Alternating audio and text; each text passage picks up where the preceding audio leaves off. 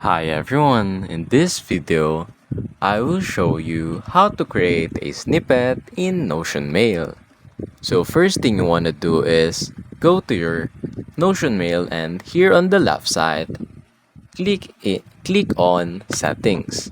Now here you can see under Account these snippets.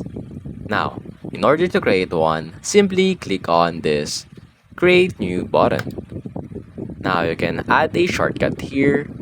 You can add here, you can type there, you can change this icon, then you can add subject to CC, like add subject, add to, add CC. Then here you can input other things or description that you want. And simply click on save after you've done that. Now, here are some of examples of these snippets, or I would say that here's the basic snippets that you can make. Zoom link, schedule outreach, follow up, and schedule reply. You can copy any of this, or you can create one using your ideas, and that's basically it.